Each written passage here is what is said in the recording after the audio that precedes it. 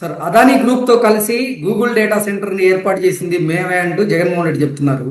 కానీ Google data centre వల్లేమో అసలు పర్యావరణం దెబ్బతింటది, రాబోయేటువంటి రోజుల్లో నీటి కొరత, విద్యుత్ కొరత వస్తుందని వైకాపా నాయకులు కొంతమంది చెప్తూ ఉన్నారు, ప్రచారం చేస్తున్నారు. అసలు ఏంటి, ఎలా చూడాలి? ఇప్పుడు అదానీ డేటా సెంటర్ అది నువ్వు తెచ్చానని చెప్పటమే క్రెడిట్ చోరీ. ఎవరి క్రెడిట్? అది చంద్రబాబు క్రెడిట్. డేటా సెంటర్ ఒకటి పెట్టాలి అనే ఆలోచన చేసింది అదాని, లేకపోతే చంద్రబాబు. అది ఎప్పుడు? 2019లో. ఇప్పుడు చంద్రబాబు ప్రభుత్వం కదా. అట్లాంటిది నువ్వు ఇది నాదేను, ఈ అకౌంట్ నాదేనని చెప్తే జనం నవ్విపోతారన్నమాట. ఇప్పుడు ఒకటి ఇక్కడ మనం తీసుకోవాల్సింది, అతను చెప్తాడు, జగన్మోహన్ రెడ్డి ఏమని చెప్తున్నాడు, ఈయనంట 2020 నవంబర్లో బియ్యం పడిందండి. అదానీ సెంటర్కి 2020 నవంబర్లో బియ్యం పడింది. 2022 అక్టోబర్లో ఎంఓయూ చేసుకున్నాం. 2023 మే 3న శంకుస్థాపన నేనే చేశాను అని చెప్తాడు. ఎవరు? జగన్మోహన్ రెడ్డి. దీనికి 4 ఏళ్ల ముందు ఏంటి, 10 జనవరి 2019 ఎంఓయూ చేసుకున్నాను. అదానీ డేటా సెంటర్ అప్పటి ముఖ్యమంత్రి చంద్రబాబు ప్రభుత్వంతో 10 జనవరి 2019 మరి ఎంఓయూ చేసుకున్నారు. ఫౌండేషన్ ఎప్పుడు వేశారు? 14 ఫిబ్రవరి 2019. లేవా? యూట్యూబ్లోకి వెళ్ళి కొడితే వస్తాయి. చంద్రబాబు అక్కడ మరి అదానీ తమ్ముడు, లేకపోతే గంటా శ్రీనివాసరావు, లోకేష్, వీళ్ళందరూ కలిసే కదా చేసింది. ఆ రోజు అసలు హిల్ మీదకు ఒక రోడ్డు వేశారు. ఈ శంకుస్థాపన కోసం ఆ భూములు ఇచ్చినట్టు కొండపైకి ఒక రోడ్డే వేశారు, కాపులు ఉప్పాడ అక్కడ. ఇది ఎవరి క్రెడిట్? చంద్రబాబు క్రెడిట్ ని నువ్వు చోరీ చేశావు. అసలు అప్పుడు 70,000 కోట్లతో కృష్ణ, ఏది 2019లో చంద్రబాబు అదానీ పెట్టాలనుకున్న డేటా సెంటర్ 2019లో 70,000 కోట్ల పెట్టుబడులు. జగన్మోహన్ రెడ్డి ఏం చేశాడు? దాన్ని 15,000 కోట్లకు తగ్గించాడు. 4 ఏళ్లు మూల పెట్టాడు. ఇప్పుడు తనే చెప్తున్నాడు కదా, ఎప్పుడు బీజం పడింది అన్నాడు 2020 నవంబర్లో. నేను ఇత్తిన ఇత్తనమా ఏదో చెప్తాడు, ఇప్పుడు ఏదో చెట్టు అయింది అంటాడు. ఈ ఇత్తనాలు ఈ చెట్లు గోలేమో కానీ. ఇప్పుడు ఒకటి, నువ్వు బీజం వేసింది 2020లో అయితే మరి 2023 దాకా ఎందుకని శంకుస్థాపన చేయలేదు? 3 ఏళ్ళు ఎందుకు పెట్టావు? ఆయన 70,000 కోట్లతో పెట్టుబడులు పెడితే నువ్వు దాన్ని 15,000 కోట్లకి ఎందుకు తగ్గించావు? ఇప్పుడు నేను చంద్రబాబు కొన్ని ప్రశ్నలు అడుగుతున్నా అంటూ బిగిన్ చేశాడు ఇతను ప్రెస్ మీట్. వాళ్ళ జనం అడిగే ప్రశ్నలకి నీ దగ్గర సమాధానం ఉందా? ఎవరు కాపీ కొట్టింది? ఆంధ్రప్రదేశ్ లో కూటమి ప్రభుత్వమే నకిలీ మద్యం తయారు చేస్తుంది, కూటమి ప్రభుత్వమే బెల్ట్ షాపుల్ని రన్ చేస్తుంది అంటూ మద్యం కుంభకోణం గురించి కూడా జగన్మోహన్ రెడ్డి ప్రస్తావించారు. దాన్ని ఎలా చూడాలంటారు సార్? మొత్తం 3 టాపిక్స్ తీసుకున్నాడులే. ఇప్పుడు అదాని ఇది అసలు గూగుల్ డేటా సెంటర్ కాదు, అదాని డేటా సెంటర్ అని తేల్చేస్తున్నాడు. ఆ మాట ఏదో అదానితో చెప్పించు. ఇప్పుడు అదాని ఎవరు? ఆయన ఏమన్నా మామూలు సాధారణమైన వ్యక్తి? ఆయన ప్రపంచంలోనే కుబేరుడు.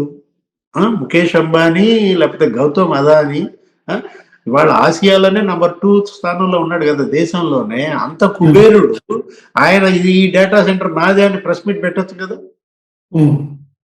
మొన్న ఏమన్నారు కన్నబాబు, ఈ బ్యాచ్ ఇది ఆ మాట ఏదో 1,88,000 ఉద్యోగాలు అనేది గూగుల్ డేటా సెంటర్ తో చెప్పించండి అన్నారు. ఇప్పుడు వీళ్ళు అడుగుతున్నారు ఈ మాట ఏదో అదానితో చెప్పించు, ఇది గూగుల్ డేటా సెంటర్ కాదు అదాని డేటా సెంటర్ అని. అతను ఏంటంటే ఫ్రస్ట్రేషన్ పీక్ వెళ్ళిపోయేది. ఏది అసలు ఊహించలేదన్నమాట ఈ విధమైనటువంటి ఇన్వెస్ట్మెంట్స్ వస్తాయని కానీ, ఇంత పెద్ద ఎత్తున విశాఖ అభివృద్ధి చెందుద్దని కానీ. టీసీఎస్, కాగ్నిజెంట్ మొత్తం ఇప్పుడు అదానీ డేటా సెంటర్, అటు భోగాపురం ఎయిర్పోర్ట్ అయిపోతుంది. మన ఎన్టీపీసీకి ఫౌండేషన్ చేశారు, అటు గ్రీన్ ఆంధ్రప్రదేశ్ లో కూటమి ప్రభుత్వం కొలువు తీరిన ఈ 15 నెలల కాలంలోనే 12 లక్షల కోట్ల రూపాయలు పెట్టుబడి రూపంలో వస్తే, విశాఖ కేంద్రంగా 6 లక్షల కోట్ల రూపాయలు ఇప్పటి వరకు పెట్టుబడులుగా వచ్చాయని, అందులో డేటా సెంటర్ కి పెట్టుబడుల రూపంలో 3 లక్షల కోట్ల రూపాయలు వచ్చాయంటూ తెలుస్తూ ఉంది. సో అది జీర్ణించుకోలేకే జగన్మోహన్ రెడ్డి ఇటువంటి వ్యాఖ్యలు చేస్తున్నారు అనుకోవచ్చు అంటారా? ఆ జీర్ణం ఆయన సంగతి ఆయన తిప్పలు ఆయన పడతాడు. ఏది ఆ కడుపు నొప్పి ఏదో పోయి అపెండిసైటిస్ అయితే ఆపరేషన్ ఏదో చేయించుకుంటాడు. అదిగా సమస్య ఇక్కడ జనం, ఇక్కడ రాష్ట్రం. ఈ రాష్ట్రాన్ని నువ్వు అభివృద్ధికి అడ్డుకుంటావేంటి? పెట్టుబడులను అడ్డుకుంటావేంటి? ఇప్పుడు ఈ ప్రెస్ మీట్ యొక్క ఉద్దేశం ఏంటో తెలుసా? ఉన్నాను, మీరు గనక పెట్టుబడులు పెట్టారంటే మీ అంతు తేలుస్తాను, నేను మళ్ళా గెలుస్తాను అని పెట్టుబడిదారులను బెదిరిస్తున్నారంటారా? అంతే కదా. ఇప్పుడు ఈ ప్రెస్ మీట్ యొక్క ఉద్దేశమే అదనమాట. ప్రజలు మళ్ళా పిచ్చోళ్ళు, ఆ పిచ్చోళ్ళు ఏదో రకంగా మళ్ళీ నాకు ఓటేసి నన్ను గెలిపిస్తారు, నేను గెలవగానే మీ అంతు తేలుస్తాను బెదిరిస్తూ ఈ ప్రెస్ మీట్ గా మనం చూడాలి. ఇప్పుడు మద్యం మీరు అన్నారు ఇందాక, ఏది నకిలీ మద్యం, అసలు నువ్వే కదా దానికి బ్రాండ్ అంబాసిడర్ అనగానే సత్యప్రసాద్ అంటున్నాడు. అంటే ఇంకా నీ నేరాలు, నీ ఘోరాలు వారసత్వంగా వస్తున్నాయి ఈ ప్రభుత్వానికి. నువ్వు ఓడిపోయి సంవత్సరంన్నర అయింది కరెక్టే, కానీ నీ వారసత్వం పోలేదు ఇప్పటికీ. వీళ్ళందరూ ఎవరు? ఈ అద్దేపల్లి జనార్దన్ రావు, జగన్మోహన్ రావు, జయచంద్రారెడ్డి, ఈ బ్యాచ్ ఎవరు? వీళ్ళంతా రెడ్డిస్ గ్లోబల్ కంపెనీ నుంచి వచ్చిన వాళ్ళే కదా. వీళ్ళంతా ఆఫ్రికా బ్యాచే కదా. దానికి కూడా మాట్లాడాడు ఏమని? సరే జయచంద్రారెడ్డి మొలకల చెరువు ఆ విషయం, అది ఆఫ్రికా అనుకుందాం. అంటే ఆఫ్రికా అంటే ఈయన సొంతూరు అయినట్టుగా అవి ఆఫ్రికా మూలాలు అనుకుందాం. మరి ఈ రొత్తల రామ్ సంగతి ఏంటి? అయ్యన్న పాత్రుడితో ఫోటో ఏదో చూపించి చూసారా ఎంత స్మార్ట్గా ఉన్నారో, ఎంత నవ్వుతున్నారో అంటాడు. నువ్వేం ఫాలో అవ్వాల ప్రెస్ మీట్, నేనే ఫాలో అయినట్టున్నా. ఇప్పుడు రొత్తల రాము, అయ్యన్న పాత్రుడు ఆ ఫోటో చూపించంటే ఈయనకి స్మార్ట్గా ఉన్నారంట. అంటే ఏంటి? పిన్ బ్రేక్, అయ్యన్న పాత్రుడిని గుచ్చటం అనమాట. ఆయన రేపొద్దున ఓపెన్ అయ్యాడు అనుకో, అంతు తెలుస్తాడు. ఆయన నోరు తెలిస్తే కొట్టుకుపోతాం, లేదు ఎందుకు వచ్చిన పోవాల, అయ్యన్న పాత్రుడు ఎందుకు కెలకటం. గౌరవ శాసన సభాపతి ఆయన్ని ఉద్దేశించి పిచ్చి మాటలు మాట్లాడితే జైలుకి వెళ్లాల్సి ఉంటుంది. జగన్ అయినా, నువ్వైనా, నేనైనా. అప్పట్లో రామోజీరావు గారిని రమ్మన్నారు, మీకు గుర్తుందా? అదో పెద్ద సెన్సేషన్. ఆయన ఏంటి, కౌన్సిల్ మీద ఏదో ఈనాడులో వచ్చింది, పెద్దల సభలో గలభా అని చెప్పి, కౌన్సిల్ నువ్వు ఈ విధంగా అవమానకరంగా చేస్తూ పేపర్లో వేస్తావా అని చెప్పి రామోజీరావు గారిని అరెస్ట్ చేసి తీసుకురమ్మన్నారు. ఏదో బయటపడ్డాడు ఆయన కాబట్టి బయటపడ్డాడు, మన వల్ల కాదు. శాసనసభ, శాసన మండలి, సభాపతులకు అంత అధికారాలు ఉంటాయి. జగన్మోహన్ రెడ్డి తెలుసుకోవాలి. ఏది? రఘురామకృష్ణరాజుని, అయ్యన్న పాత్రుని ఉద్దేశించి నోరు గనక జారితే జైలుకి వెళ్ళాల్సి వచ్చింది.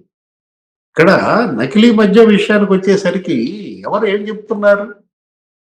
మొత్తం అంతా చూపించింది నువ్వే కదా. దారి ఎట్లా తయారు చేయాలి, ఏ విధంగా అమ్మాలి, ఎవరితో అమ్మించాలి, ఎంత ముడుపులు వసూలు చేయాలి, అసలు మామూలు ప్యాటర్నా? అదేమంటే ఆర్గనైజ్డ్ గా చేశారు, వ్యవస్థీకృతంగా నకిలీ మద్యం.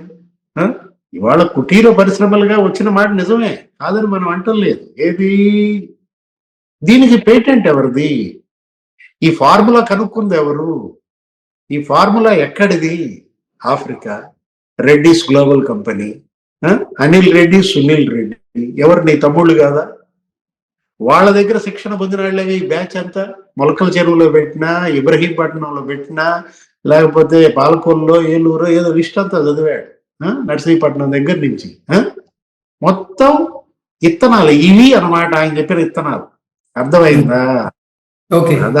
అదాని డేటా సెంటర్ నేను పెట్టిన ఇత్తనం అంటున్నాడు. అది కాదు ఇత్తనం. చెప్పు, నువ్వు చెప్పు, ఏది జగన్ పెట్టిన ఇత్తనాలు? ఇవాళ జగన్ పెట్టిన ఈ నకిలీ మద్యం ఇత్తనాలు ఇవాళ మహావృక్షాలుగా మారినాయా? కొట్టుకుంటూ వస్తున్నారు, మొత్తం పీకేస్తూ వస్తున్నారు. సమూలంగా ఊకటి వేళ్లతో ఈ నకిలీ మద్యం, ఈ మొత్తం ఈ ఫ్యాక్టరీలని పీకేయాలి. ఏది? ఎన్నెన్ని చోట్ల ఎక్కడెక్కడ ఉన్నాయో ఇప్పుడు జగన్ చెప్పాడు లిస్టు. రేపల్లలో ఉందన్నాడు, ఇంకెక్కడెక్కడో ఉన్నాయి అన్నాడు. ఆయన ఏదో చెప్తాడు, ఏంటి బాటిల్స్, లేబుల్స్ అతికించటం, ఇదంతా నీదే కదా.